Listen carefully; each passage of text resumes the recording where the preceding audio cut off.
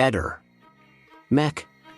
Pallister. È il suono della verità o solo un rumore difficile da decifrare, destinato a restare tale? Questo è l'interrogativo che aleggia attorno alla registrazione audio catturata dalla telecamera di sorveglianza situata nel garage di Via del Ciclamino. Il file in questione ha immortalato due momenti cruciali. La sera del 3 ottobre 2023, alle 22:13, istante in cui Pierina Paganelli è stata brutalmente uccisa, e la mattina successiva, tra le 8:09 e le 8:20, quando Manuela Bianchi ha scoperto il cadavere e, dopo un ritardo di ben 11 minuti, ha allertato i soccorsi. Adesso, mentre l'inchiesta avanza e si avvicina a una decisione sulla possibile scarcerazione di Luis da Silva, l'uomo in carcere dal 16 luglio con l'accusa di omicidio, l'attenzione si concentra sulle perizie fonometriche commissionate dalle parti. Questi accertamenti tecnici, ancora in attesa di deposito ufficiale, potrebbero fornire nuovi elementi decisivi per il caso. In particolare, un aspetto cruciale emerge dall'analisi condotta per conto della procura: l'identificazione di una voce maschile all'interno della registrazione effettuata la sera del 3 ottobre. Secondo indiscrezioni, dopo aver isolato e raffinato i suoni ambientali, gli esperti avrebbero individuato un suono distintamente riconducibile a una voce di uomo.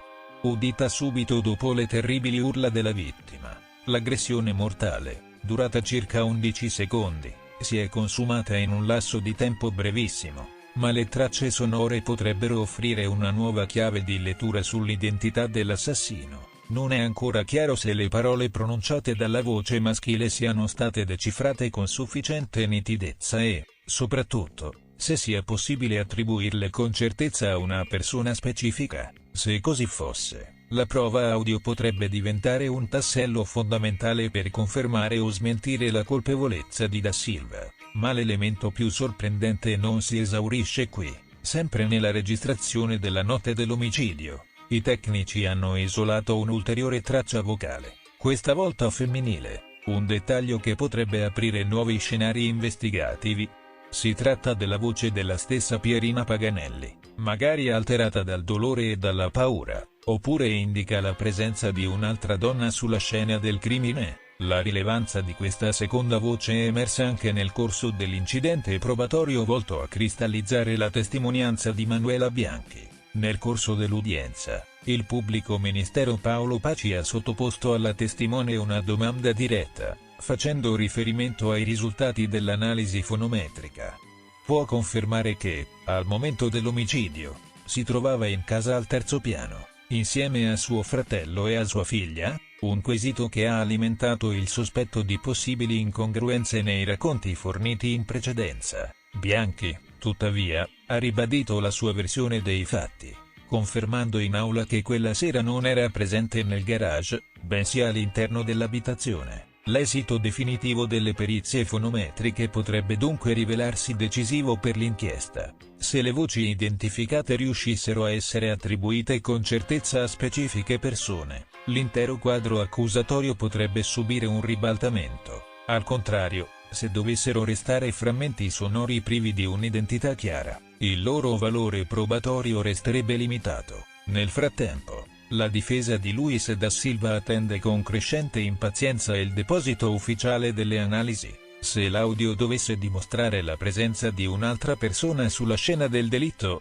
il castello accusatorio nei confronti dell'imputato potrebbe vacillare. D'altro canto, se la voce maschile risultasse riconducibile a lui senza margine di dubbio, l'inchiesta potrebbe avvicinarsi a una svolta decisiva. L'indagine resta aperta, in bilico tra suoni indecifrabili e il desiderio di una verità inconfutabile. Era il 24 e il 25 dicembre quando proprio su questo canale per la prima volta abbiamo fatto sentire un audio in cui si percepiva una voce femminile presente il 3 ottobre sulla scena del crimine. La tonalità di questa voce permetteva di escludere senza ombra di dubbio che si trattasse di Pierina Paganelli o di Valeria Bartolucci. A voi la riflessione sulle istanti che potrebbero essere state coinvolte quella sera nell'azione. È chiaro che se la procura chiede a Manuela se lei fosse presente sulla scena del crimine, lei dirà di no perché in caso contrario verrebbe immediatamente arrestato. Così come affidare la condanna di Luis alle accuse di Manuela, che ovviamente e l'alter ego del colpevole in questo caso specifico è una follia giudiziaria. Quando la scorsa estate ho letto l'ordinanza di custodia cautelare in carcere per Luis e soprattutto tutto ciò che partiva dalla Cam 3, a me veniva francamente da ridere a pensare di come gli inquirenti facessero i salti mortali nel tentativo di spiegare che quella persona indecifrabile fosse Luis. Col senno di poi ho avuto ragione io a dire che ciò fosse impossibile e hanno avuto torto loro. Adesso quindi fa ridere che appena esce un audio si tende a pensare invece alla voce femminile, a una presenza ipoteticamente maschile e chi sarebbe Luis da Silva. Fanno quindi bene sia l'Abruzzone che gli avvocati di Luis a diffidare di qualsiasi operazione in corso, perché qualsiasi cosa esca o si sospetti viene automaticamente sempre attribuita a prescindere a Luis. Il mistero attorno al cellulare di Francesca Deidda si infittisce, aggiungendo un nuovo tassello al già complesso mosaico investigativo che circonda il suo brutale omicidio. La donna, 42 anni, è stata assassinata a martellate dal marito Igor Sollai la notte del 10 maggio scorso, mentre riposava sul divano della loro abitazione a San Sperate. Fin dall'inizio delle indagini, 2 oggetti chiave della vicenda erano risultati introvabili. Il telefono della vittima e l'arma del delitto, una mazzetta da 1 chilo con cui Sollai l'ha colpita alla testa. L'uomo, arrestato 2 mesi dopo il crimine e da allora in carcere, ha sempre sostenuto che la moglie fosse uscita spontaneamente di casa, cercando di costruire una narrazione di allontanamento volontario che però non ha mai convinto gli investigatori. Le ricerche condotte dai sommozzatori nei fondali dello stagno di Santa Gilla, a Cagliari, non hanno portato al ritrovamento né della mazzetta né del cellulare. Questo ha fatto emergere una nuova ipotesi: quei 2 elementi cruciali potrebbero non essere stati gettati in acqua, come si era inizialmente supposto. A dare una svolta inaspettata alle indagini è stato un evento avvenuto a settembre, 4 mesi dopo il delitto e quando Igor Sollai era già detenuto. Il telefonino di Francesca Deidda, creduto disperso, si è improvvisamente riacceso ed è rimasto attivo per 7 ore e mezza, agganciandosi a un ripetitore situato ad Assemini, a pochi chilometri da San Sperate. Questo dettaglio ha acceso immediatamente i riflettori su un nuovo scenario. Se il cellulare non è mai stato gettato in mare, chi lo aveva in quel momento? E perché è stato riattivato proprio in quel periodo? L'attività registrata dalla cella telefonica di Assemini lascia intendere che l'apparecchio fosse in movimento o comunque utilizzato in qualche modo,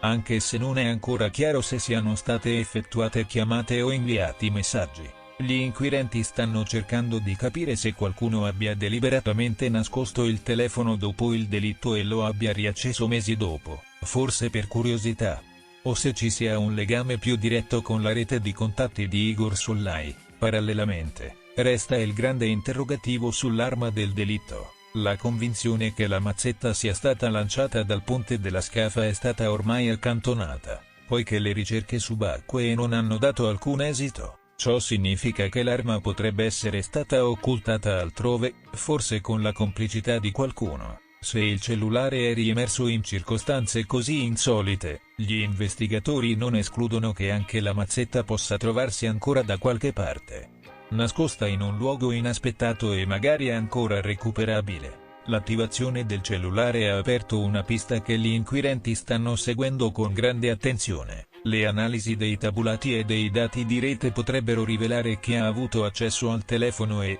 soprattutto, se vi siano stati tentativi di cancellare dati o manipolare informazioni. Nel frattempo, la posizione di Igor Sollai si fa sempre più critica. La sua versione dei fatti è stata più volte smontata dalle prove raccolte e la riapparizione improvvisa del cellulare della moglie aggiunge un ulteriore elemento che potrebbe smentire definitivamente il suo racconto. C'è ancora qualcuno, fuori dal carcere, che potrebbe sapere di più su cosa è accaduto a Francesca Deidda dopo la sua morte, e soprattutto, chi ha maneggiato il suo telefono a settembre. Domande che potrebbero portare presto a nuovi sviluppi e, forse, a nuove responsabilità nell'ambito di un caso che ancora non ha svelato tutti i suoi segreti. Ovviamente prima di qualsiasi congettura, il sospetto è che qualcuno lo abbia semplicemente ritrovato e acceso per curiosità.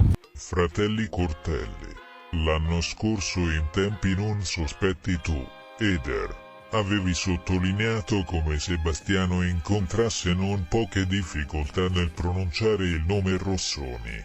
Oggi emergono particolari che ne spiegano la motivazione. La pescheria inserita nel centro commerciale in questione è l'anello debole della catena dell'alibi di Visentin. Andiamo con ordine. La sera del 13 dicembre i coniugi Visentin c'erano presso una coppia di amici rumeni. Si allontanano per tornare a casa con la stessa automobile e poco dopo Lilly risulta localizzata per incappare mezz'ora in prossimità della Rossoni. Sappiamo che l'indomani Sebastiano salta la tappa Rossoni perché la lavorante dichiara che arrivando sul posto di lavoro alle 07:30 trovava i coltelli già depositati e che Sebastiano non si è mai presentato. Aggiunge un particolare prima sconosciuto, che riveste la massima importanza. La lavorante dichiara che i coltelli in questione non erano coltelli idonei a lavorare il pesce, circostanza inedita ed eclatante soprattutto per uno specialista affilatore impiegato a questa mansione in maniera abituale e professionale da anni. Ma esiste una spiegazione. La sera prima, alla cena con gli amici, Sebastiano aveva chiamato in disparte la padrona di casa chiedendole la restituzione di un grosso coltello che le aveva precedentemente regalato. Secondo la testimonianza della signora, Sebastiano riponeva il coltello nella borsa di Lilly e ne rilasciava in cambio un altro che aveva portato con sé. È dunque plausibile ritenere che Sebastiano, avviandosi verso casa, abbia effettuato una sosta per deporre il coltello inadeguato, unitamente ad un altro che aveva potuto reperire nella massa di lame da consegnare. Il quadro indiziario emerso, corroborato dagli altri elementi probatori, è solido e dunque ci aspettiamo una prossima iscrizione sul registro degli indagati di Mr. Visentin.